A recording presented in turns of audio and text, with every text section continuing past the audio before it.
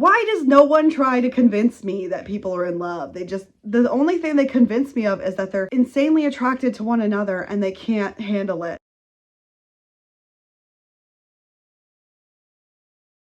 Hi everybody, welcome back to my channel. I'm coming from you live at house sitting once again. My name is Shelby and this is Shelby Reads. For those of you who are new to my channel, I am a femme privileged lesbian and a dedicated goth. And on this channel we talk about sapphic books all day, every day, all year round. Today I am feeling like hot garbage, so we're not going to be dressed up for this one and we're doing a short, terrible one that I was kind of flabbergasted by. Today we're going to be talking about Maiden Over by Renee Dahlia. It is book 1 in the Cricket Slam series. Cricket is a very, how do I put this? Is there a word for people who are Australian and people who are British, like kind of as like a diaspora or something? Because it feels very, very much that. Do I know anything about cricket? No. Did that impede my reading of the book? Not really. There were just some things that sounded like gobbledygook, but like otherwise I understood what was going on. It's a romance book, so it's not like the central part isn't the cricket playing. This one's so short that I'm not going to read the synopsis because it's going to give away everything. I will give you a little teaser though. Fake dating. You're welcome. Before we get started, I need to go over my trigger warnings and my disclaimers. We're going to start with disclaimers and then do trigger warnings. So disclaimer number 1, this review is not intended for the author or big fans of this author's work. This is so me and other readers can have a silly, goofy time on the internet. You won't like what I have to say because I hated this book, okay? Number 2, this review will contain all of the spoilers. If you want to read this and then come back, feel free. I wouldn't recommend it.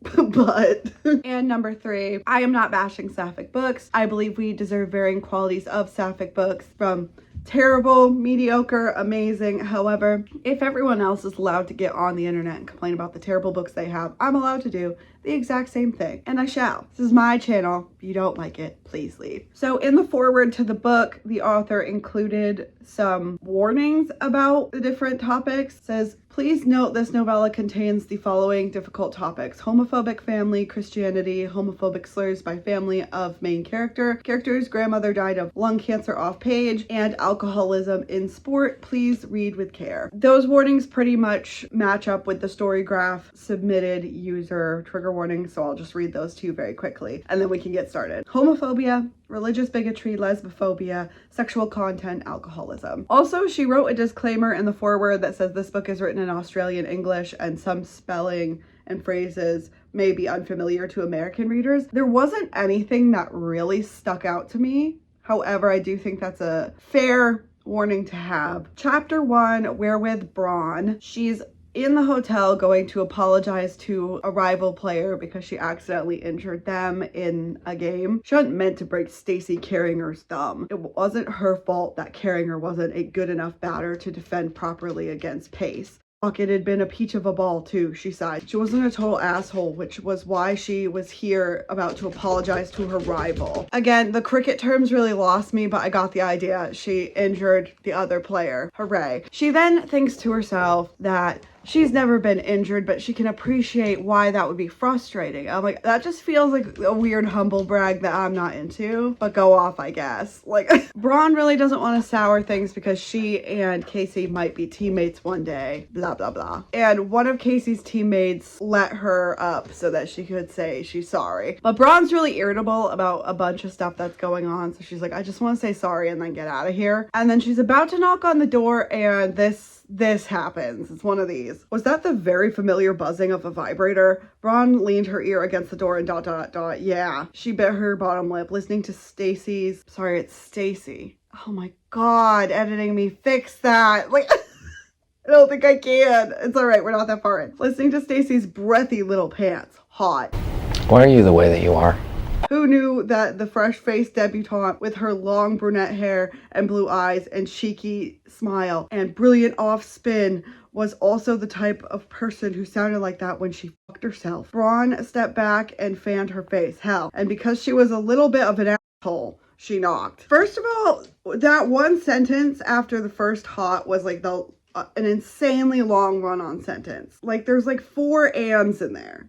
Like, can we get it together a little bit? And then because Braun was being a creepy weirdo, Stacy is like, oh, just give me a minute. Just like scrambling around in there. She'd obviously been enjoying herself, and damn if that wasn't the hottest thing Braun had seen in a bloody long time. She'd always had a thing for pretty femme women, even after her last situationship had left her a bit jaded on the concept of love. We're gonna learn that Stacy isn't femme. So what you meant was F-E-M, or you meant feminine looking. I guess I don't know, to be fair, if lesbian culture is different in Australia. However, at least in the US, but butch femme came from the US.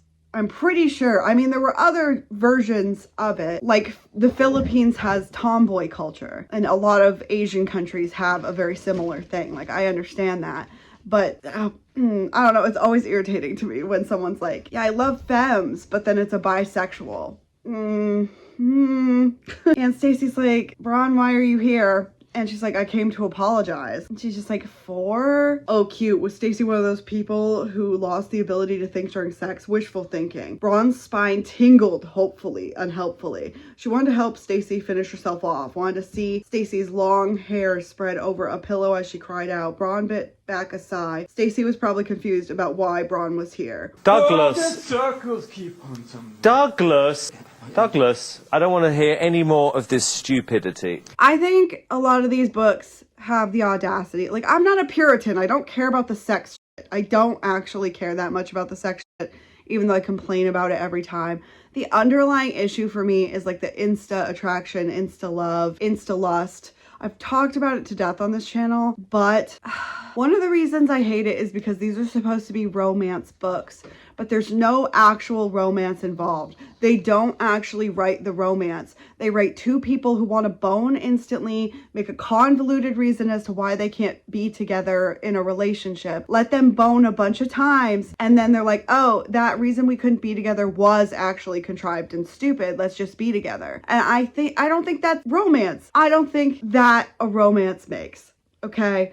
Like, I don't want to sound like a snob, because like if I bring up like the great classics of romance, like anything by Jane Austen, that sounds pretentious, but it's not even that. Like, I want you to give me at least like, what's a good one? The only one I can think of is a Pride and Prejudice retelling, but like, it's not exact. I think of Come As You Are by Camille Kellogg. That did actual romance. I think of one that did insta love, that kind of is one of my least favorite tropes, but did it really well, which was Honey Girl, because not only was the love story pretty cute and well written, but the rest of it was well written also. I want actual romance, and they're not giving me that. They're giving me people who are incredibly horned up, and then after they've been horned up for a hot minute and this is the only person they're horned up about, they're like, oh, what if we made this exclusive? Like, I don't care about that. And you can't expect me to. Like, because you didn't like build them up as characters or as people. This is page 10. And I understand that different books are for different things, but then maybe don't call it a romance. I know that you want the romance money, and that's why you're not going straight to like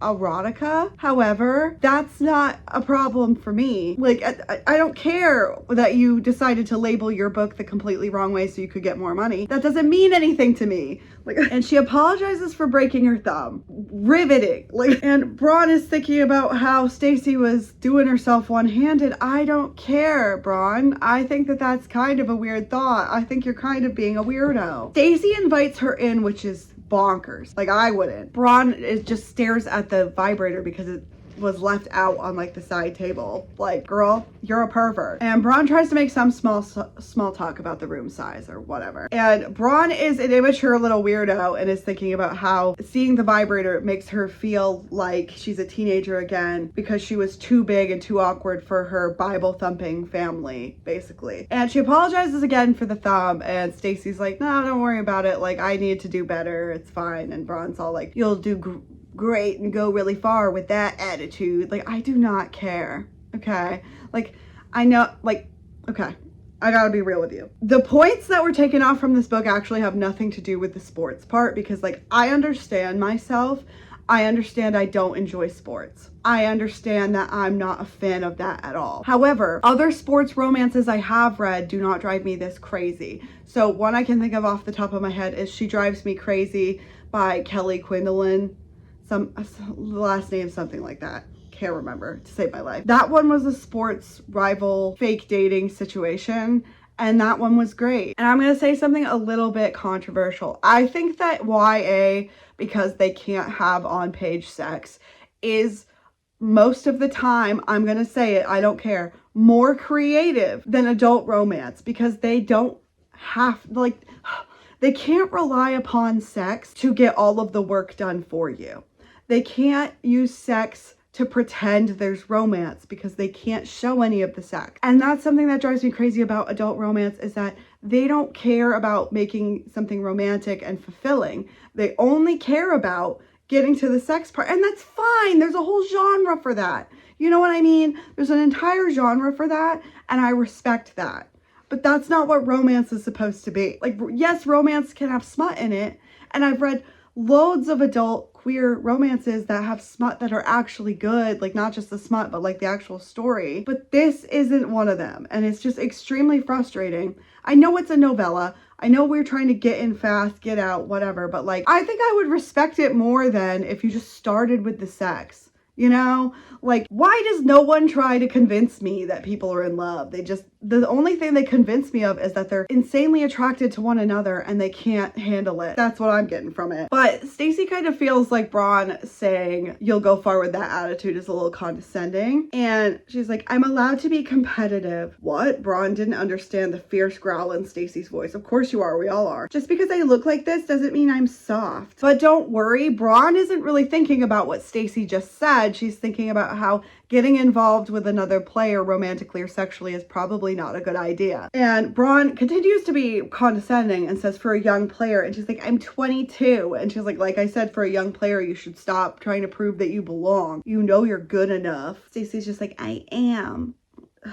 It feels very inauthentic to me, but I'm also not in sports realms of anything. So I guess I don't know how sports people talk to each other. And Braun says, take advantage of that pretty face and those cute dimples. Let people underestimate you. And then Stacy licks her bottom lip and Braun is all bricked up about that. I'm like, can you like focus for 1 second, please? And even though they're still talking about the thumb a little bit, Braun is a weirdo. Braun needed to leave before she did something dumb like kiss Stacy. Stacy, who is 6 years younger than her and only starting out in her career. Braun only had a few years left in her. Not many pace bowlers continued to be quick and competitive once they hit their early 30s. She'd already stopped using her effort ball as often in games because she could feel the way it strained her lower back. Hitting 30 and everything hurting even more than it used to is real. I didn't believe it, and then it happened. It got worse for me. Ugh. And I was already in chronic pain, but whatever. But I just think it's weird that, like, I understand sometimes people get urges to do things, but that doesn't mean they're gonna do it. But I just hate that it's in every single one of these books because, like, it means nothing's different for me.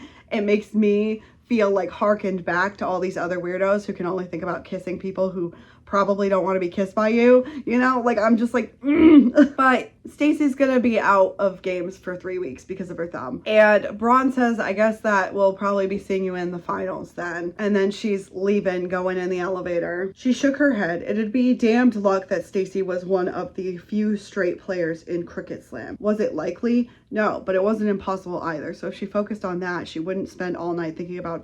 Oh, who was she kidding? She absolutely was going to head home and get in the shower and herself while dreaming about using that pink vibrator on beautiful, feminine, competitive Stacy Carrington. Everyone has fantasies, and I'm not saying they don't, but I think my problem is that it's always real people. Like, none of these people are ever like, I just read this book and I'm gonna go fantasize about the main character or whatever. Like, it's always someone they know and have a personal relationship with. And to me personally, that's so icky. Like, I know that it happens to people, but at the same time, I just like, it's not for me. It's not for me. I don't know. Stacy is on the plane in chapter 2 and she has been seated next to Braun, who's like, sorry, you're next to a rival player. And Stacy's like, no, better you than some bloke. And our girl Stacy is mortified about the whole vibrator incident, and she wasn't expecting anybody, and she had a single room, and she's also just like, why didn't I hide it under my pillow? What's wrong with me? Her mother always said not to be embarrassed by her body and her needs, but this was Bronwyn Skilton, a legend of the game. Braun had been a teen sensation who'd played for Australia for almost a decade now. She was the 3rd top wicket taker of all time on the international stage,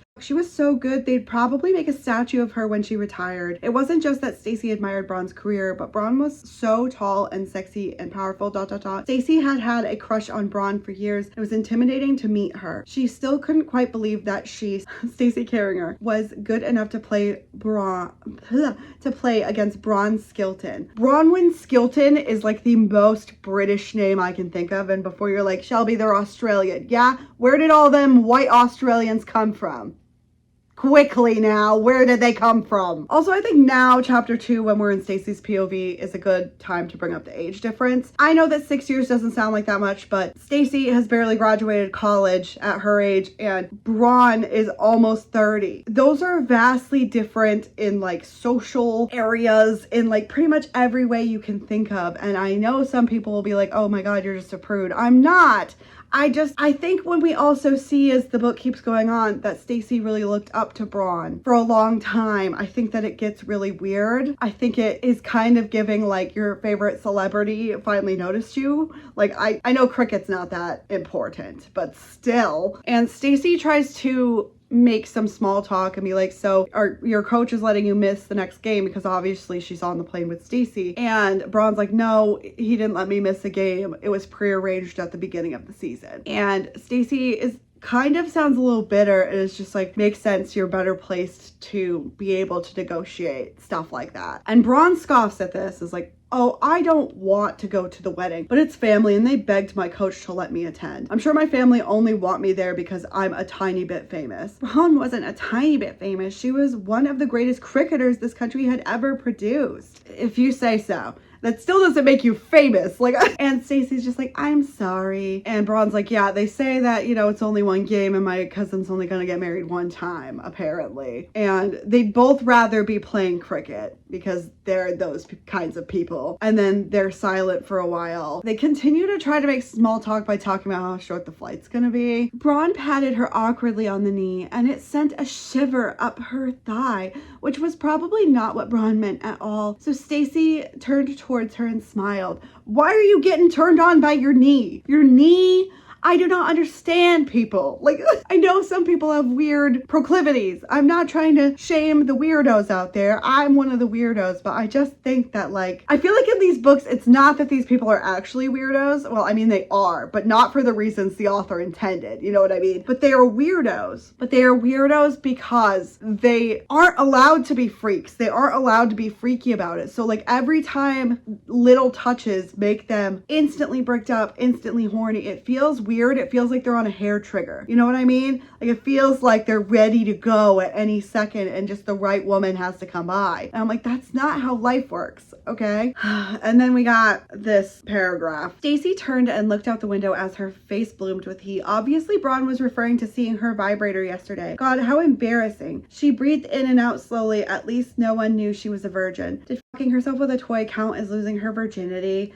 I don't see why you'd care what it makes you or doesn't, because we're modern women and virginity isn't real. Like, this book was written very recently. Like, why do you care so much about virginity? Like, I find it so odd. Like, also, to me, when they were literally talking about flying in the plane when Braun was like, oh, you're a bit of a thrill seeker, huh? How is that obviously talking about your vibrator? What the hell are you talking about? Quickly, like, maybe it's because I'm autistic, but like, I just don't understand what you're even on about. I don't understand what you're talking about.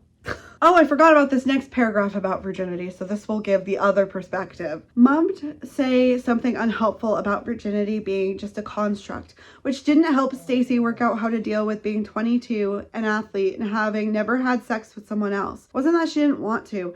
It was just that the opportunity had never come up. I don't believe that. You play in women's sports. Don't lie. Like, what? But they're going uppity up in the plane. I would be having a pound the Dramamine right now because it makes me so nauseous. And Braun asks her if she wants to go to the wedding with her. And this short circuits Stacy. And Braun's like a fake date, you know, you're injured. You got nothing else to do. And Stacy's like, right, it has nothing to do with me, like in her brain. I'm like, well, who cares if it does? Because we're gonna get to how this other main character, Braun, is Just red flags everywhere. And Stacy's like, yeah, you're really selling it. And Braun says, you'd be perfect. And Stacy's like, to fake date you? This is also where we learn in Stacy's own internal monologue that she's bisexual. So again, can't be a femme. You're welcome. And Braun then says, yeah, my family would hate you, so it'd be perfect. Stacy's like, the fuck, why would you ask someone to willingly go to a place where they'd be hated? She suddenly understood the saying about never meeting your heroes. Braun shrugged. Because I'm an asshole? Yeah, that's actually the most truthful thing ever said in this entire book. Let me tell you that for free. And then Braun's begging is like, come on, it'd be fun to mess with them. They'll hate you because they'll think you're one of the sports lesbians. Just like, because my family's like, love the sinner, hate the sin. And for some reason, Stacy's like, I'm sorry your family's so awful. But then she thinks barely for even 2 seconds about this. And she's like, I'll do it. So as someone whose spouse, former spouse, soon, I suppose, has incredibly homophobic family, I can tell you right now for free that it's not a fun or safe place to be when you're there. So inviting someone, even though you don't know if they're queer or not or whatever, to be your fake date, your family will still think they are. That's not a safe place to be. Like, Braun pisses me off. Her agreement had absolutely nothing to do with her crush on Braun, ... Nothing at all. And if she told herself that often enough, it might make it true. Like, Stacy, it's not how this works, Stacy.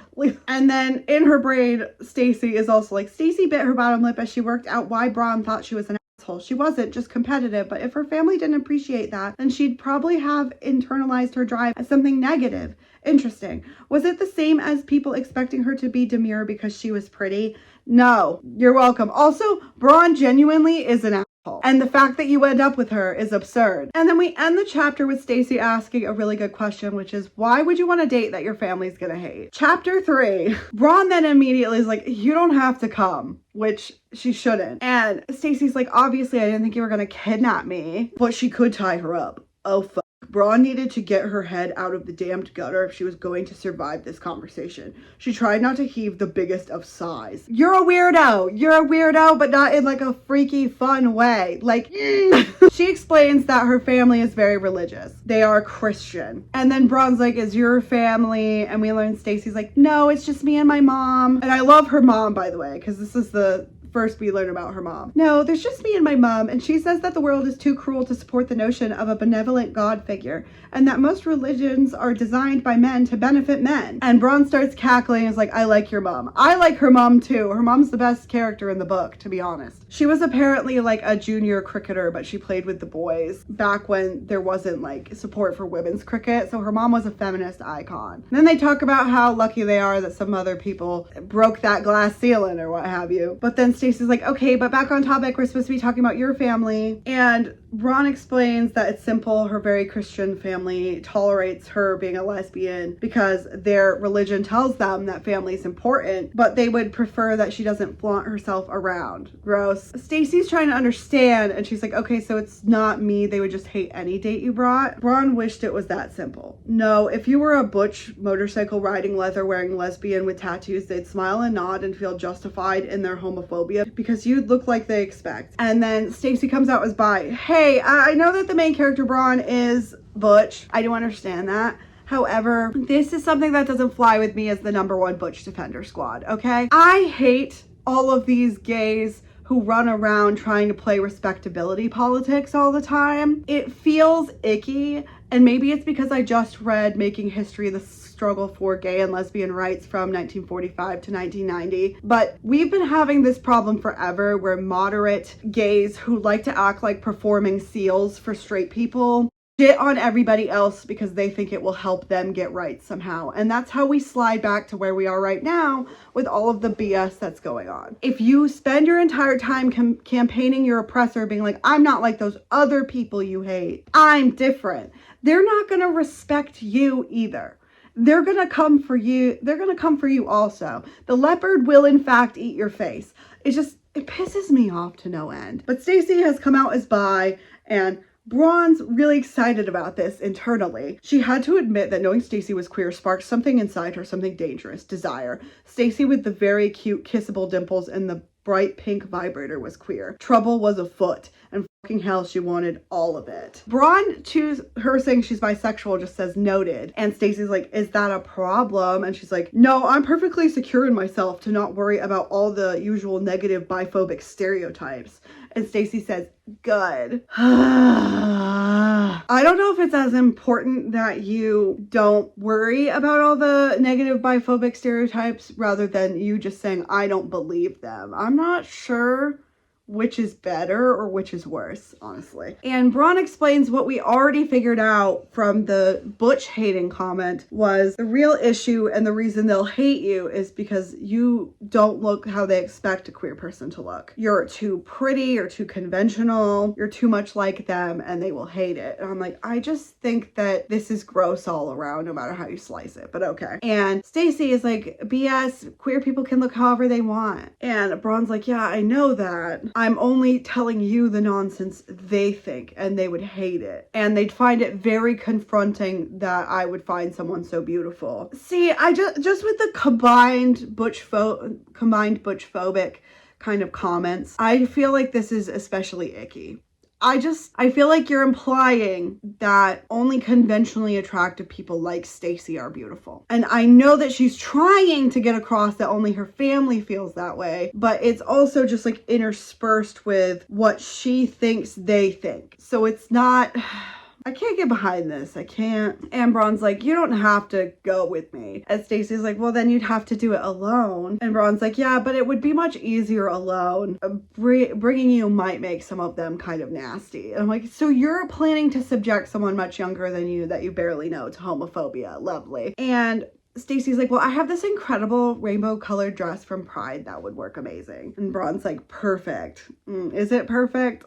And they're gonna match outfits for the wedding. And Braun thinks to herself, for the first time in her life, she might actually enjoy a family function, or at least not spend the whole time counting the minutes until she could leave. She also then kisses Stacy on the cheek, and Stacy's like, what are you doing? And she's like, celebrating a good idea. And then she's like, in fact, we should at least kiss before we arrive so we look like a couple. And Stacy's eyes go all wide, and Braun's like, or not? And I'm like, okay, this is normally a trope I love about fake dating, is that you have to work together to try and sell it, and that might include some like heated kisses, some secret stuff, like being nervous about holding hands. This book doesn't do that for me, just so you know. Doesn't scratch the itch. And Stacy said, well, I guess it makes sense if we're gonna pretend to be a couple. And Braun's like, you don't look comfortable with it though. She's just like, I've never been kissed before. What if I'm bad at it? And Braun is just like, I don't mind if you practice with me.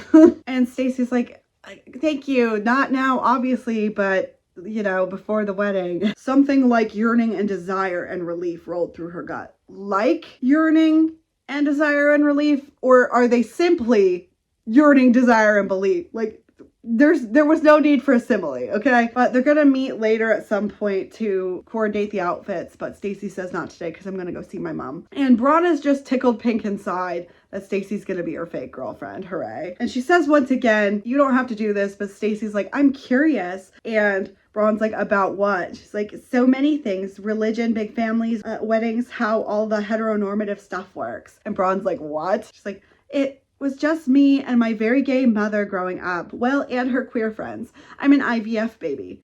Yeah, please mention all of that in front of my aunt. Like, why are you trying to get Stacy hit in the face at a wedding? I don't understand. And then we start going over some of Braun's family. So the aunt's name is obviously Karen, because of course. No, I'm sorry. Karen is her mom's name. The aunt's name is Suzanne. The daughter of the aunt, Laura, is who's getting married. And Laura is marrying a guy named Lawrence. And Stacy is like, Laura and Lawrence. And Braun's like, yeah, and my brother is Matthew married to Melissa. And Stacy's like, were they expecting you to marry a Barry? She's like, no, a Beatrice maybe. She's like, also my dad's name is Paul, so the matchy name thing only happened recently. Stacy then asks if she's close to her cousin, and they were close when they were younger, but then when they were teens they grew apart because Laura was a typical girly girl and Braun wanted to play cricket and like kick the boys' asses or something. And then Stacey asks her some questions about her cricket career, which is like, whatever. And then we learn some about Stacey, how she wasn't like a big cricket player because she got injured when she was a teenager and then she got back into it basically. And Braun's like, I didn't know that, because she normally researches other players, but she's been feeling like really burnt out lately. And I'm like, yeah, because sports, you really only last until you're 30 for some fucking reason. And then Braun feels guilty because of breaking her thumb, because she had been injured before and hadn't been able to play cricket for a long time. And Stacey is very much like, this is nothing compared to that. Like, that was like a major injury, okay? And Braun's like, well, I wondered why you made your cricket debut at 22. And Stacey's like, you're making me feel really old. And Braun's like, not as old as I feel.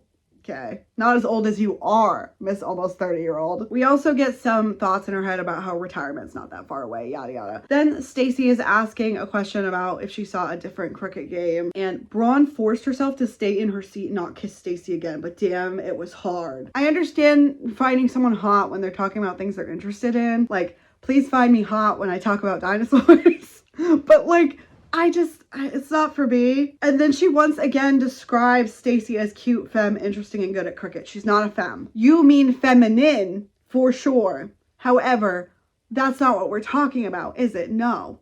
So use the correct word, please. Chapter 4. Stacey's with her super cool mom and is like, I hope you didn't plan anything for Saturday because I have to go to a wedding with Braun Skilton. And her mom's like, oh, I didn't know you knew her. And Stacey doesn't have the heart to say that they didn't really meet till recently, but she's just like, all the players know each other. She's like, anyway, I'm going to her cousin's wedding as her fake girlfriend. And her mom is like, Stacey, what is going on? And she asks, is this an elaborate plan to get in your pants? Stacey's mom has got it going on. All right. She knows what's up. Okay. She knows what's up. And she's like, no, mom, like not everything's about sex. I'm just being a mate. Her family's bigots. It's going to upset them if I go. And her mom is like, why would you agree to that? And her mom is the only smart character in this whole book. And she's like, Mom, I've never been to a straight wedding. I'm kind of like interested. And her mom's like, yeah, it'll probably be boring except for the fact that they're gonna fucking hate you. And she's like, I know that they'll hate me, that's the point. And then her mom is like, did I do the wrong thing by not showing you more of heteronormativity? I don't understand the curiosity unless. And Stacey's like, no, you're a good mom, don't worry about stuff like that. And her mom's like, I'm worried about you because people can be really mean, okay? And Stacey's like, I'm gonna be fine, I know they're gonna be mean, but like, you've given me the strength to cope with bigots. That's why I'm the perfect fake date, damn it. And her mom for some reason decides to be supportive of this, but I think that this is literally bonkers, bananas, crazy town, so I don't understand it. And her mom's like, please just promise me you'll leave if it gets awful. And she's like, yeah, of course. And her mom's like, this is like a lot of weight to carry. And she says, but Braun has dealt with them her whole life, so it's worse for her. And her mom is like, are you and Braun just friends? And she's like, yeah, Mom, we are, even though her mom's clocking it. And she was like, any of the other players would have helped her? Doubtful. And she's like, and I'm the only one who's injured, so I'm the only one who can help. Her mom asks what she's planning to wear, and she talks about the rainbow dress, but I just kind of do feel like this is rude to do at someone else's wedding, even if they are bigots. Like, to take all the attention away from the bride is pretty rude, but what do I know? And then Stacey and Braun start texting, and it's Braun complaining about this wedding, pretty much. And Stacey's kind of like, I don't really know why Braun's texting me, because we don't really know each other. So she just says, I'm sorry. Braun's like, sorry that I texted you. Or like, sorry to bother you or whatever. And Stacey's like, it's okay. And then Braun's like, do you want to go out for a beer? And then Braun types back again, is like, never mind, you actually said you wanted to hang out with your mom, and this is a bit more than what we agreed to. Like, I'll just go for a walk. And Stacey's like, okay. And her mom's like, who is that? And she's like, it's Braun bitching about her family. And her mom's like, just tell her to come over here for the rest of the night. And she's like, really? And she's like, yeah, like, we're safe for other queer people, you know? And her mom's like, also, I want to meet her. And she's like, oh my God, Mom, please act normal. And her mom's like, I wouldn't tease you in like front of somebody, okay? And so she texts Braun and is like, you can head on over here if you want. And Braun's like, really? And she's like, yeah. And then her mom's like, Braun didn't break your thumb just to get a date to her family's wedding, did she? And Stacey closes her eyes and is like, Mom, don't be so cynical. Besides, she's good, but she's not that good. The ball kicked up off the turf a bit more than I expected. That's all. Chapter 5. Braun shows up and is like flabbergasted that Stacey was able to grow up in such like a colorful, accepting, loving place. Her mom mom is a bit of an art collector. And then Stacy's mom, Marley, introduces herself and then says, I'm such a big fan of you, Bronwyn Skilton, you know, because you're such a good cricket player. You're so good at the sports. Oh, wow. Sports. And Braun's an idiot is like, yeah, that was a good one, because they're talking like some kind of specific thing that happened. And then she's like, almost as good as the ball that I did that broke Stacy's thumb. And then she thinks to herself, what's wrong with me? Yeah, what is wrong with you?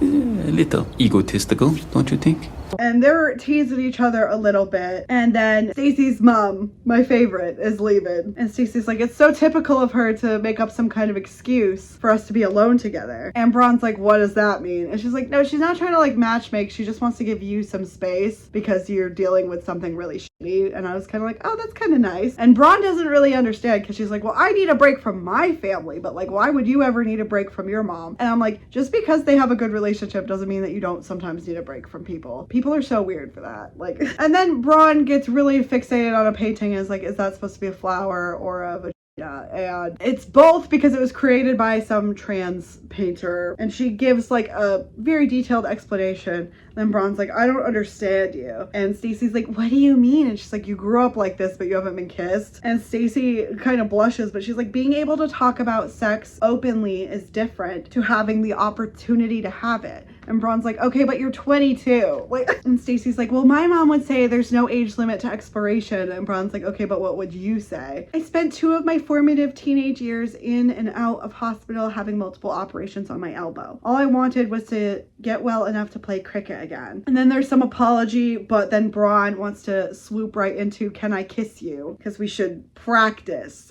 Chapter 6. Stacy wants to, but doesn't, you know, it's kind of like, I don't know. And Braun's just like, it's awkward, I get it, but it doesn't have to mean anything because it's fake. Like, she's like, do you often kiss people without meaning it? And Braun's like, yeah, in clubs or whatever. And I'm like, that's not for me. I'm trying not to judge. That's not why I don't like this book. And Stacy says, it's awkward, you know, being this old and never been kissed, like especially growing up like this with everyone talking about bodies and queerness and everything all the time. And Braun's like, I think I understand, like you can hold my hands if you want. And I was like, what are we doing? Like, and then Stacy's like, yeah, okay, kiss me please. It's fantastic. Okay. And then we get, the description's gross, so we'll go over some of it. Braun slid her tongue along Stacy's lips, and the sensation sent shards of pleasure charging through her body. She did it back to Braun, and suddenly the kiss deepened into an urgent, needy kiss that used tongue and teeth and lips and the whole mouth, and Stacy's body was alight with need. So I don't understand like the shards of pleasure.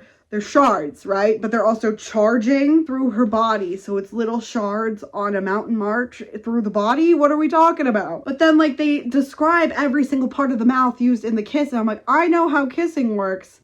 You don't have to say tongue and teeth and lips and the whole mouth. Well, first of all, the whole mouth encompasses the tongue and the teeth and the lips. So you didn't need to say all that. Like, ugh. This is even why I hate the book, to be real with you. This would always be special, her first kiss, and having a broken thumb somehow made it more memorable. I'm sure it does, because you're bumping your broken thumb all over the place and it hurts. And then they pull apart, and she's just like, Braun. And she's like, did you enjoy that? Ugh. And she's just like, yes. And then Braun cups her face with one hand, and then with the other, she's tracing Stacy's shoulder and throat, and it makes her shiver. Shiver me timbers. Like, her core was heavy and wet, just like when she used toys on herself, but also different. Better? No, just different. And then Braun bent her head again and kissed her dimples. I'm like,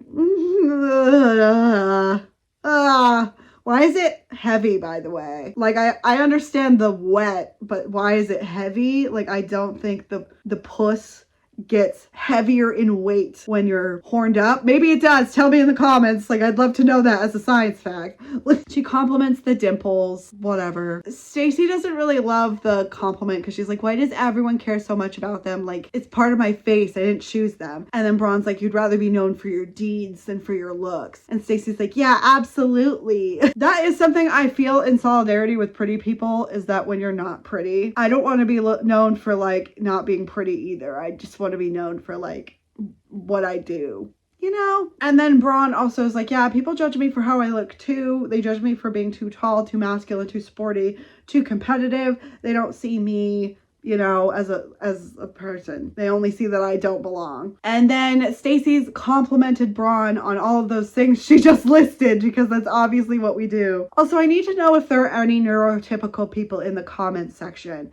I know that most of you aren't, I can tell. But do you guys just like listen to someone say insecurities and not even listen to, do you say your insecurities so that someone will copy paste but say nice things back to you? I just want to know, because like to me it feels like a weird compliment fishing scheme. Let me know in the comments. But they're kissing again and it's ravenous. Hooray. But then Stacy's like, you know what? Actually, I want to bang. I want to smash. And Braun's like, are you sure? And she's like, I've never been more sure of anything in my life. And I want you, Braun, the real you, the athlete and champion you are. And I want to kiss you everywhere. And don't you worry, Stacy's insides filled with something soaring and lofty that made adrenaline course through her veins and left her underwear soaked in anticipation. We're soaring, flying. Like, why are your insides soaring, flying? There's not a star in heaven that they can't reach. Like, what the fuck are we talking about? They're breaking free, all right? They're breaking free. And then Braun asks if she's completely certain again, which is great. I do love that. There's so little consent in these books lately that I'm fine with that. Chapter 7, they're gonna bang. We're gonna kind of sum it up like we usually do. If you want to read the smut, get the book, yada yada. So she's like, get undressed for me, Stacy. It wasn't just the dimples or her twinkling eyes or the way her breasts were full with brown nipples or her lean, strong stomach muscles or her rounded hips or the way she stood there confident and relaxed. It was the entire package from her toes to her scalp. Just stunningly beautiful. How was she real? If Braun could have conjured up the most beautiful femme woman in her imagination, the image was now standing in front of her. Not a femme! Not a femme! God! You guys should know by now how fucking frustrated I am by this. And I also feel like, hot take, okay, let's go over it. I'm kind of sick of a trope I've been seeing in books where it's a butch and a bisexual. Like, so, I understand that sometimes butches and bisexuals date. I'm not saying there's no overlap. Also, I feel, I'm about to get on my soapbox, I don't care. I feel that this is happening repeatedly for a reason. And my personal opinion of what the reason is because I think it allows you to shoehorn more representation into your book so that you can advertise it to an even wider group of people. Because butches don't only date bisexuals, they also date femmes, they also date other butches, they also date pansexuals, you know, but we're not getting all of that all the time. And I feel like it's just to cash in on bi people and get them to read the book. And I'm not saying that bi people shouldn't have representation, but to me, it doesn't feel like amazing representation when they then go on to refer to you as something you are categorically not. You're not a femme because you're not a lesbian. So like, I'm so frustrated by it. And I'm also frustrated for bi people because they don't deserve this. They don't. Like, And don't worry, they're like admiring each other's muscular physiques, which makes sense because they're in sports. I'm not knocking it. Also, I'm a big Gideon Nav enjoyer and Vi from Arcane enjoyer, so it'd be hypocritical of me to pretend I don't like muscly women, all right? But just saying, makes sense for the genre. I'm fine with it. It's just what's going down. And she asked Stacy to take out her practical ponytail. Hooray. Long brunette locks fell around Stacy's face like a fucking movie slow-mo with a natural wave that was so utterly femme and gorgeous that Braun gasped. She'd always been a sucker for long hair, and holy hell, Stacy was a wet dream come to life. She's not femme. She's not a femme. She's feminine. I'm gonna fly to Australia and fist fight you. And then on the way back, I'm gonna stop in New Zealand, home of my beloved Tamsin Muir. I'm gonna absorb some of her essence that's keeping me going until Electo comes out. And then I'm gonna fly back to the stupid United States. And Braun is just like, darling, let me take care of you. Braun wasn't usually someone to wax lyrical about sex. It was mutual pleasure in the moment and a meaningless way to make her body happy. And yet, Like, I know she's not being honest honest about how she views sex to Stacy, but it still just gives me the ick. Like, hello? A goddamn virgin rival player. Honestly, what was she thinking? She needed to get her head about her because this might be amazing, but it could also be very, very foolish. Yeah, well, you decide to do this, so I feel nothing for you. No sympathy, nothing. And Stacy, who is in her soul a certified freak 7 days a week, but hasn't been allowed to be, says, can we 69? And then they're doing that, and don't worry, it was absolute perfection and only made better by the way Stacy enthusiastically licked at her without any technique or finesse. The vigorous attempt somehow made it more real and better, and when Braun pushed 2 fingers inside Stacy, Stacy copied her. So I know that because you're so into her, that's why this is so hot to you. And like, that's why it doesn't matter that she has no finesse. Have you ever been with someone who doesn't have technique though? Like I just, it just brings me back to like my virginal days where it was like, oh, well, that definitely could have been better and I can tell, you know? And Braun is thinking to herself, is this fake now that we're doing it? It's like, well, is it? Is it? Like, they both get off and then they cuddle and Braun thinks that she normally would hate cuddling. People didn't cuddle her. They wanted the big butch to fuck them into oblivion and then they'd go off and find someone else, someone less competitive, less angry, less of everything to be their long-term partner. You're hanging around the wrong people. You're hanging around the wrong people because that's not true. Like, what are we talking about? And then Braun just thinks she's completely fucked, just not in the physical way. Okay, chapter 8. They're meeting at a cafe 1 block away from the church to go to this damn wedding. And she had done some, like, cricket research on Stacy finally. And she's like, it's more than I'm just lying to myself about how I feel. Yeah, whatever you say. What does that have to do with her cricket stats? Quickly now. But Stacy's there. She thinks Braun's suit is amazing. And then we get this description of Stacy's dress. It had a V neckline that dropped down between Stacy's tits and it tucked in tight at her waist, then flared out. The whole thing was a riot of color. Technically a rainbow, but in soft waves, almost like Stacy's dress had been painted with a wet brush in long sweeping stripes that flowed and overlapped. Stunning. Again, to a wedding, like I understand that they're religious bigots, but to a wedding, you're kind of a dick. At least your family would hate how pretty Stacy was, how unlesbian she looked, how she could pass for one of them because they would worry that if you couldn't tell if someone was queer, how were you supposed to avoid them? Number 1, I have 2 hot takes. Number 1 hot take is, why do you hang around these fucking people? You don't have to stay around your family. You clearly don't need any financial things from them. And I know that you might be holding on to hope that they'll change, but they won't. They won't really. Like most people fucking don't. So like I hate that you're a butch character written by somebody. Like you're really down on people that in your opinion look like a lesbian, but you're a butch. I think that that's super offensive and weird. And I think it's weird that you want to like one up your family by being like, see, we're not all ugly or whatever it is that you're trying to say. I'm a butch defender, but I can't defend this.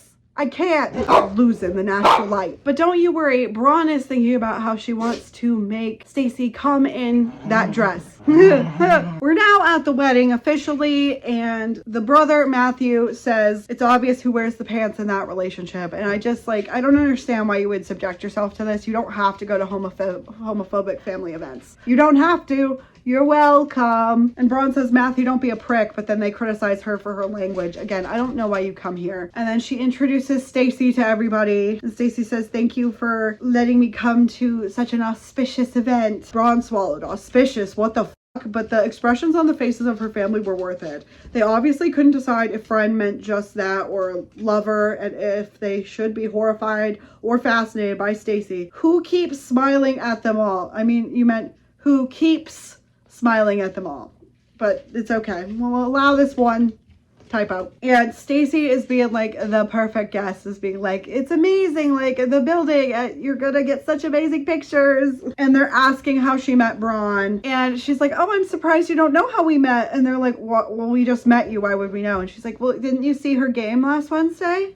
Like, The flash of embarrassment on her mother's face at being called out for not paying attention to Braun's games was worth it because it was followed with a look that could only be called hatred. This was what Braun had thought she wanted to see her family get their comeuppance, but it didn't feel as good as she'd hoped. Her stomach ached and she wanted to press her hands against it. I don't get you as a person. Be for vengeance or don't. Okay? Like, also, I don't understand why you want to be surrounded by a group of people that are very likely to hate crime you at any moment. Hot take. And she's like, well, even if you're not fans of the sport, like that game was pretty dramatic. Like you should have at least seen replays on the news. And they're like, well, Braun plays so many games, it's hard to keep track. And she's like, well, my mom watches every single game I play. And Matthew's like, you play cricket. She's like, yeah, that's why my thumb's broken. And Matthew's just going, but then someone cuts him off because he was going to say something stupid, obviously. And the mom's like, come on, Matthew and Braun, let's go find our seats. And Stacy's like, it's really pretty in here. And Braun's like, yeah, pretty boring. And she's like, hey, we're here. Let's at least try to enjoy it. Fine. She knew she was being too cynical, but she was also surrounded by people who'd probably voted against equal marriage rights. Why were they allowed to force their heterosexuality down her throat, but she couldn't be who she was without everyone throwing out snide little backhanders? I understand what you mean by that. However, going to a wedding that you don't have to go to is not throwing heterosexuality in your face. It's not. Like, I mean, all of their snide remarks and comments and shit is, but not the rest of it. Okay? And then they're taking some photos and they're like, not Stacy, just Braun. And Matthew says, yeah, you know, Braun, there's no point since there'll be someone else next week. I'm kind of like, oh, clocked you. And Stacy's just like, it's okay, Braun, go and show off your suit. And then Braun whispers to Matthew, is up your ass today, you little rager. And he's like, nothing, why are you being so sensitive? You can't just bring your latest girlfriend here and show her off. It's distasteful. And Braun's like, I can and I will, and the more you protest, the more we're gonna kiss. And he's like, I don't know how you got someone so pretty like that to like you anyway. Ha. Braun finally understood. Matthew was jealous. He had been ever since he'd realized she was going to be a much better cricketer than him. He'd quit while she'd gone on to be a star. And then she's just like, it's too much, isn't it? And he's like, what? And she's like, the problem is, Matthew, is that you are too much like me. And he starts to like protest, but her mom's like, stop bickering and smile. She goes back to Stacy and Stacy's like, what's wrong? And she's like, he was just being a competitive ass. When I got my Aussie cap, he made a big fuss about how it wasn't really an achievement because women's sport isn't that competitive. And besides, I was a lesbian. And Stacy's like, what the hell? She's like, forget it. It's the same old bullshit argument every time. And Stacy's like, you know you're a champion and that's all that counts. And Braun's like, I shouldn't be too mad. I'm competitive. He's competitive. My mom and her sister are competitive and they're competing over who has the best kids. And Stacy's like, I really don't understand this. And she's like, it's just the downside of being around competitive people. And Stacy's like, that's bullshit. And Stacy's like, think about it. I've played on teams that have been competitive and toxic and other teams that have a strong collaborative team culture. Still competitive, but against other teams, not each other. What you and your brother have is toxic competitiveness against each other. Did your parents always pit you against each other? And Braun's like, you've met us like an hour ago and you've already figured all that out. And Stacy's like, well, just because that's kind of what I observed didn't mean it was correct. And Braun just thinks, except she was. And she just thinks that she needs to get out of here. Chapter 9. Stacy's not really enjoying the straight wedding because she finds the lines about like the bride obeying the groom is very misogynistic, which is true. Go off, Stacy. And Braun's like, let's get out of here, and puts her arm around her waist and she's being like possessive and controlling. So let's read this. Let's get out of here. Braun slid her arm around Stacy's waist, but it wasn't nice. It was possessive and controlling, and Stacy stepped away instinctually. She wasn't going to be a part of something like that, despite the empathy for Braun welling up in her chest. No, Stacy was not going to have someone move her body without her consent. Braun blinked as if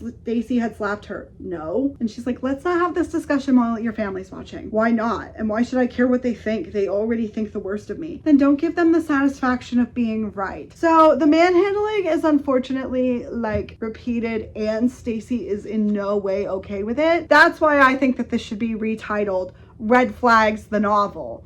And Stacy is like, let's walk out together. And Braun says, sure. And she's stiff, but she like goes in front a bit with Stacy trailing behind her. And then Braun's like, what the fuck was that? And she's like, which part? I don't know, all of it, pushing me away. And Stacy's like, consent matters. Stacy wasn't about to be manhandled by someone just because they were angry or for any reason, really. Braun's nostrils flared and then she sagged a bit.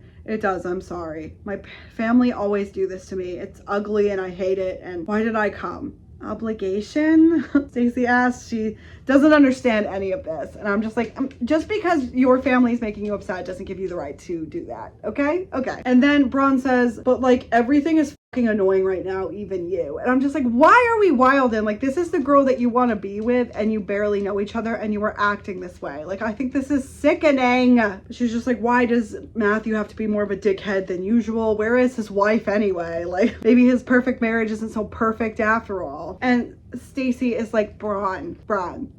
She's like, I'm being an asshole, aren't I? My mom always says that we have a choice in moments like this. We can stoop to the level of our opposition or we can rise above. That's bullshit. No, we can decide to ignore them and thrive in an independent way with our success irrelevant to their awfulness. The color in Braun's cheeks softened, less angry red and more of a pink blush. Oh, that's much less annoying than I expected. It's actually ...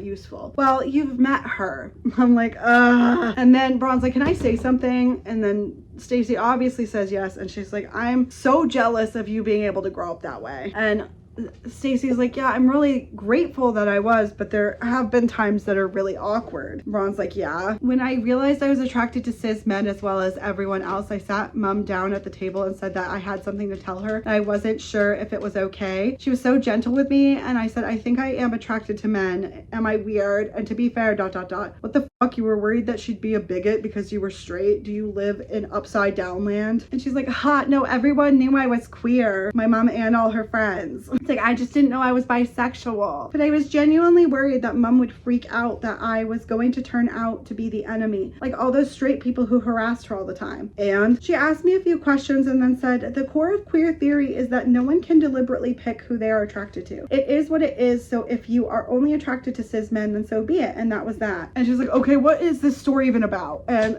Stacy's like, solidarity. Like, I don't understand what it was like growing up in a hostile environment, but I do understand being worried about not fitting in. And then Braun's like, yeah, for like 10 fucking minutes. Guilt swept across her neck in a cold spike as her attempt at empathy missed the mark completely. Good point. It's not the same at all. I'm sorry for trying to make it seem like I might remotely understand your difficulties. Oh, fuck off. You don't have to apologize for trying, and the story is fucking hilarious. A baby straight worried that her queer mom will reject her. Come on. And I'm just like, I feel like Braun is kind of just an asshole. Like a serious asshole. Like, I'm so sick of it. But don't worry, Stacy is getting bricked up at this heterosexual wedding because Braun's suit is really hot or something. And she's like, Braun, we should go back. It's time for me to be your perfect fake date. And Braun's like, yeah, but you were supposed to be a fake date they hate. Like, you've been amazing and they love you. And she's like, okay, what will they hate? She's like, anything that's not a good Catholic girl. And Stacy's like, I don't know what that means. Obedient, straight, ignorant, Braun sneered. You know, basically the opposite of me. And me,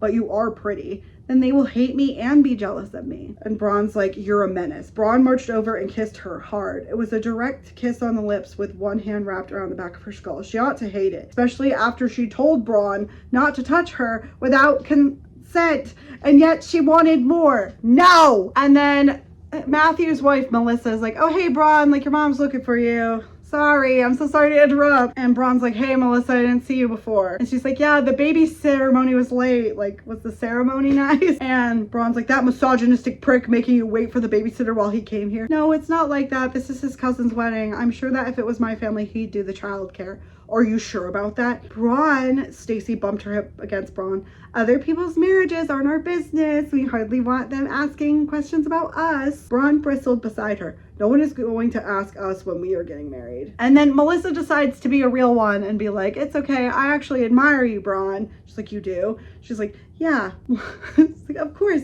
You've chosen a difficult path in life and you are succeeding at that. You've always done the right thing, and sometimes I wonder if I shouldn't have thought about it more before doing what everyone expected of me. I admire your determination. And then she introduces herself to Stacy. Chapter 10. She's really mulling over the conversation she had with Stacy and about how toxic her family is. And she asks Stacy again, why am I here? And Stacy's like, you keep asking me that. Yeah, and she told Stacy she didn't want any bloody advice on the matter either. What a muddle. I'm like, okay, well then why are you still complaining if you don't want advice? Shut up!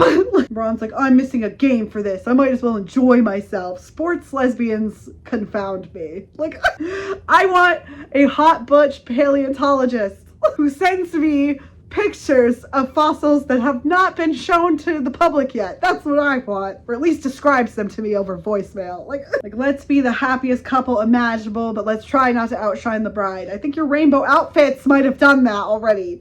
And Braun has realized that she's fallen hard and fast for Stacy, and she needs to extract herself tomorrow. When this is all done, she's just gonna go back to her team. We also learn that she used to drink quite a lot because sport and alcohol are very intertwined, apparently.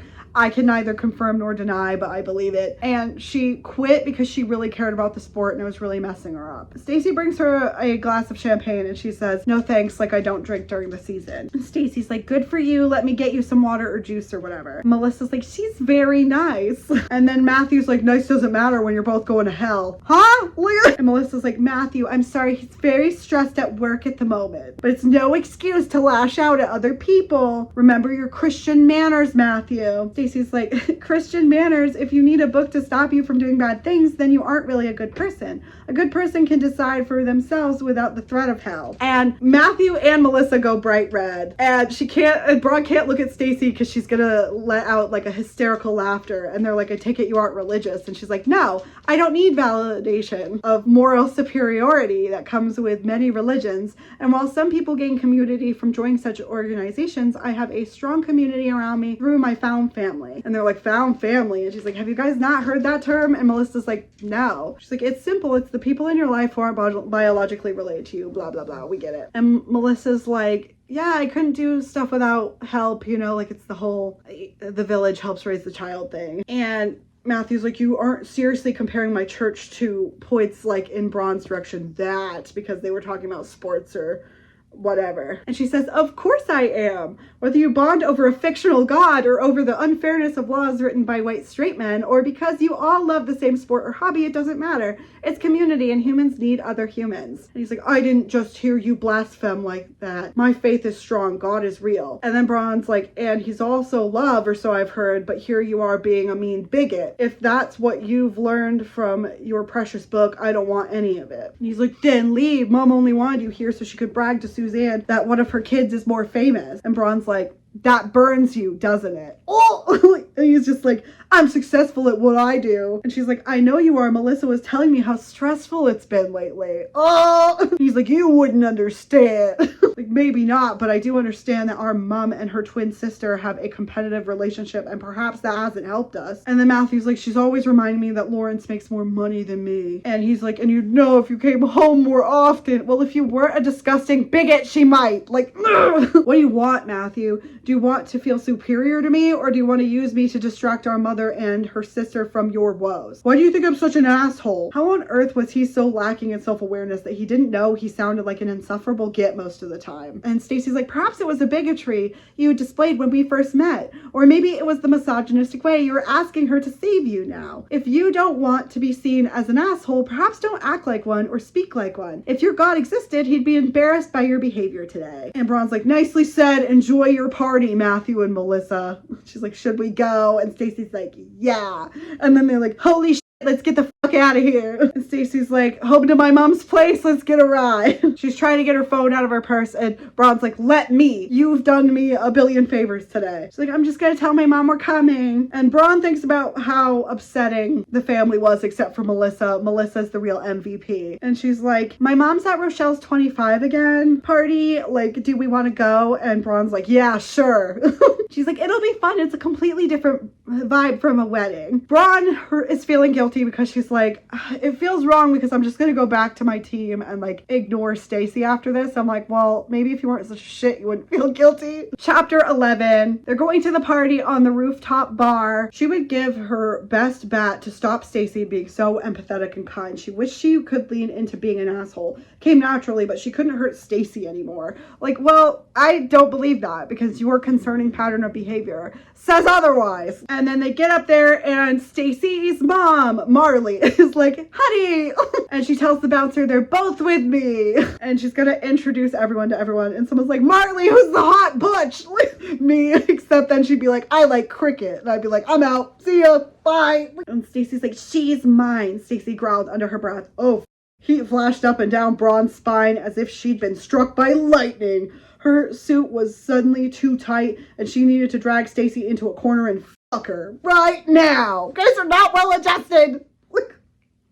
Stop this! But Marley is like, this is my Stacy's Braun. And they're like, come on in, there's a glitter table with a makeup artist and there's drinks for everybody. I'll introduce you. And Stacy's like, thanks, Rochelle, but Braun's my guest, so I'm gonna show her around. And Braun's like, oh, that was so hot. This new possessive Stacy was something else, so very hot.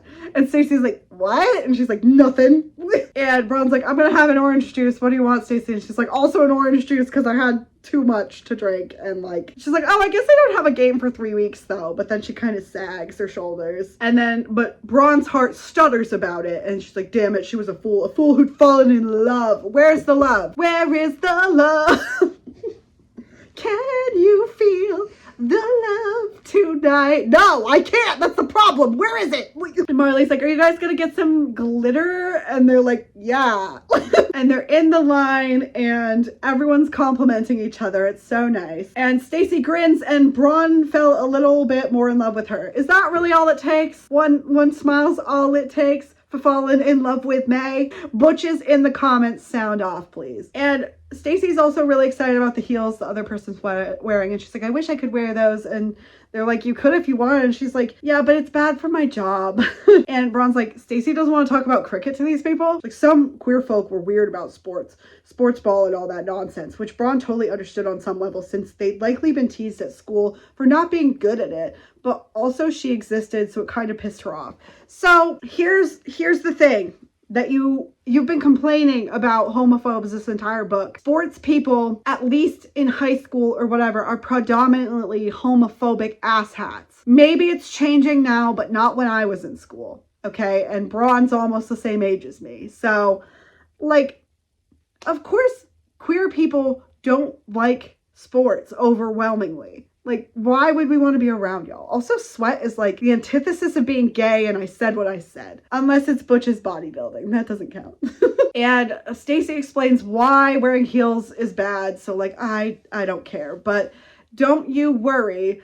Braun loves that she's a beautiful dork being so committed to the game, and she admires her for it. And the person with them is like, I have no idea what you're talking about. Do you think I should get gold or blue? And they're thinking about what they're gonna get on their face or whatever. She didn't want to wait in line for glitter. She wanted to get her hands all over Stacy. She'd been itching to do it all day, and that one kiss behind the church wasn't nearly enough. And then like I don't know what they're doing exactly, but she whispers to Stacy, let me fuck you with that pretty pink dildo of yours. Excuse you!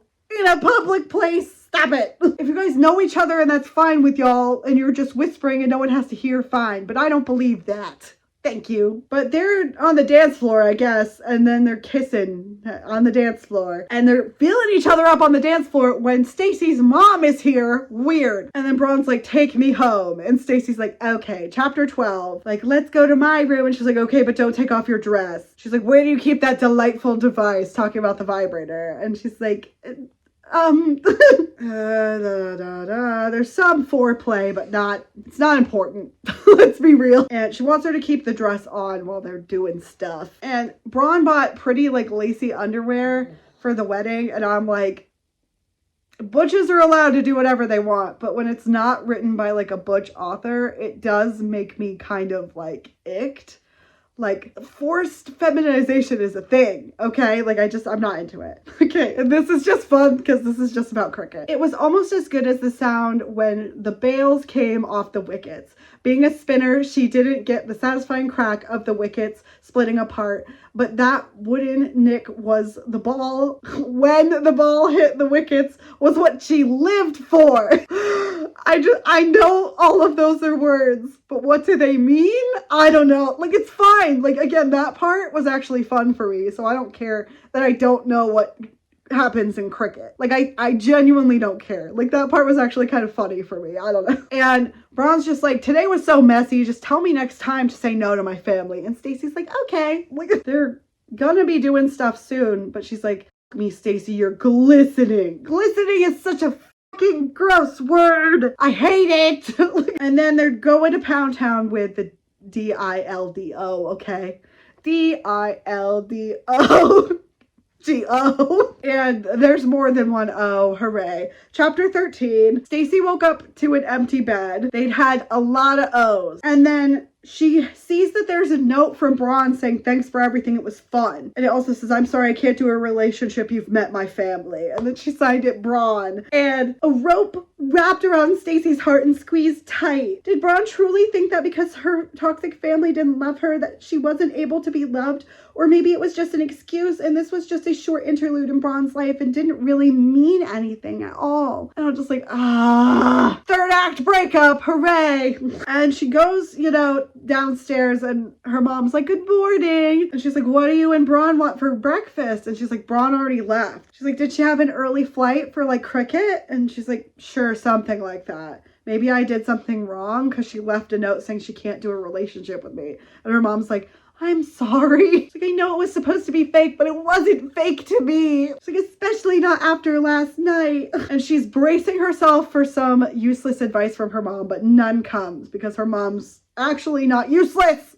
in my opinion. And she texts some of the photos from the wedding to Braun, and Braun just says thanks, and she's like, you look hot. And Stacy's like, maybe I'll print it out and put on my bedroom wall next to the poster of you. Braun's like, you didn't have a poster of me. And Stacy's like, I do, you were distracted. And Braun just says, yeah. And Stacy is just gonna leave it at that, but then she's like, my thumb is healing faster than expected, so I'll be able to be back on the team next week. Braun's like, great news, now I can break it again next time we play. But I'm like, why are we still flirting? And she was like, for Braun, this is outright flirting. I'm like, I know, because I know her character. But now we're fast forwarding for some godforsaken reason. And she's like, over the next few weeks, they texted each other every night, from basic questions about recovery to like respective game stuff. And Stacy thinks to herself, for someone who doesn't want a relationship, these texts sure feel relationship-y.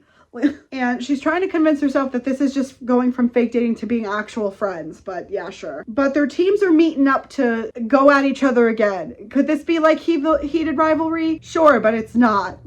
I haven't read that though, so I can't tell you for real. I haven't watched it either. Pressure me into it.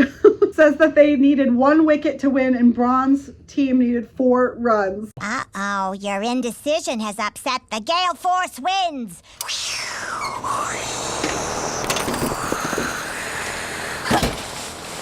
Stacy also notices during this that her teammates Tyra and Gwen are looking at each other real weird, and she's like, are you two fucking? And Gwen's like, what? She's like, you're always reading too much into everything. And Stacy's like, that's not exactly a no. And Tyra's like, hey, we just won an unwinnable game to get into the semifinal. Let's focus on that. And they're all going to shake hands. And Braun leans closer when they finally like get to each other, and she's like, what a ball. And Stacy's like, thanks. And Braun's like, let me take you out to dinner tonight. And Stacy's like, okie doke. Chapter 14. This is the first sentence. Braun had been wet since Stacy's face came up on the big screen at the start of the last over. Why? Then we get this arc speed run, which I'm not a fan of, by the way. Over the last few weeks, she's been doing some therapy, not sports therapy, actual therapy to deal with her family issues, and she'd been learning that she self-sabotaged relationships because she didn't believe she was lovable. Yes, I know that. It still doesn't give you the right to manhandle people, grab people, kiss someone really hard after they just told you that consent matters to them, and then you were also a total fuckboy by leaving a note without even saying anything real. I can't defend you, and I love defending butches, but I can't defend you. I can't. And Braun's like, well, I guess you're probably celebrating with your team, right? And Stacy's like, yeah, our flight's really early, but I'll sneak out. And Braun's like, rebellious, I like that. And Stacy's like, I know you do. Ugh. And then Braun says the most dreaded words in the English language in a row. We need to talk. And she's like, okay. And Braun's like, I was wrong before. Braun gulped, I want to try ... with you. Stacy blinked twice. Let's talk about it tonight. And then she thumps Braun on the shoulder and walks away. And then Braun's waiting in a restaurant. She really thinks that Stacy probably isn't going to show. And Stacy's there and she's like, I thought you weren't coming. And she's like, I'll always come for you. I want to go home. Stacy's like, more than twice if I recall, barf. And Ron's like, I've been such a fool. And Stacy's like, I thought you were an asshole. She's like, that too, but it's taken me a long way in life, so I'm not going to stop. And Stacy's like, I didn't ask you to stop. I know. Fuck, why is this so hard? Therapy is a scam. You've been going to therapy? Ron deserved the incredulous tone in Stacy's question. Yes. Apparently I self-sabotage relationships because my family model poor ones to me, and it's up to me to change that pattern. And this information has led you to conclude that therapy is a scam? She's like, yes. It's supposed to make it easier to talk about feelings, but this is bloody hard. Stacy's just nodding. I mean, there are a million reasons why I shouldn't be here with you. There's our age gap. We live in different cities. We are professional rivals. It doesn't make any sense. And yet, Ron's throat tightened. This was the really hard part. I can't stop thinking about you. At first, I thought I was jealous of you and your mom and the amazing way you grew up. And then I was scared.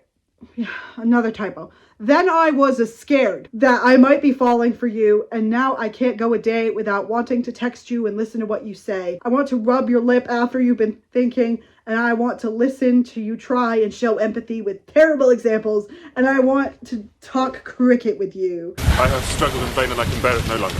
These past months have been a torment. I came to Rosings with the single object of seeing you. I had to see you.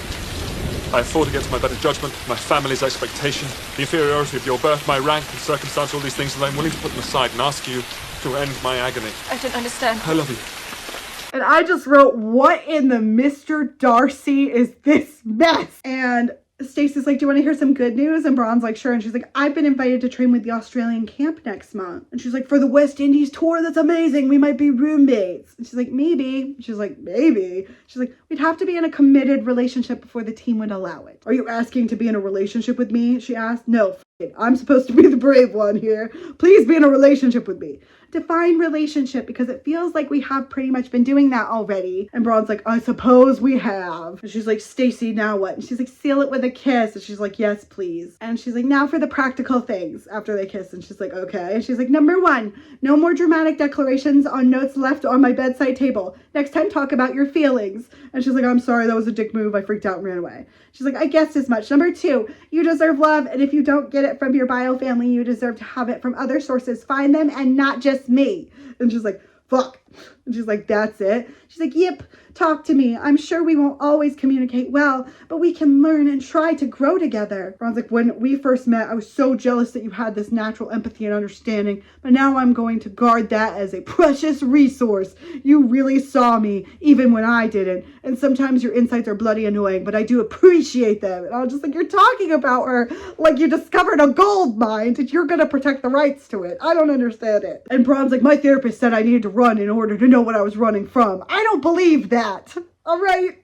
And she's like, I think I'm in love with you. And Stacy's like, I've had a crush on you for years and meeting you made it worse. Is this love? Well, it is love. And Braun's like, does it feel bloody inconvenient? And Stacy's like, yes, and also no. And Braun's like, let's get out of here. Come to my place. She's like, okay, I've always wanted to see where the champion pace bowler Bronwyn Skilton lives. Can you imagine having sex with her though and trying to like, Braun is weird enough, but being like, Bronwyn.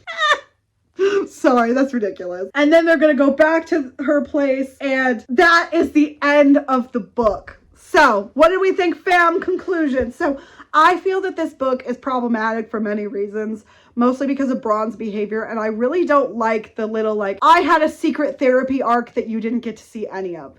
And we also were developing our relationship completely off page, saying we were texting every night, but we couldn't show you any of that. And I don't understand why you couldn't have when you so obviously could have. It wasn't for me. I really hate when people write butches like this and then they're like, oh, but it's fine because of XYZ. I'm like, I know that not every butch is a good person because that's statistically impossible. But like, I still don't love reading about this kind of shit. You know, like it's really just not for me. Tell me what you guys thought in the comments below. If you've made it this far, leave some kind of sports ball emoji in the chat, okay? I gave this book 1 out of 5 stars on Storygraph and Pagefound. I really did not like it in the slightest. But once again, let me know what you guys think about it. Do you want me to read more like this? Tell me what kind of genres you want me to read more of, okay? I hope you guys have a great weekend and I will see you in the next one. Bye!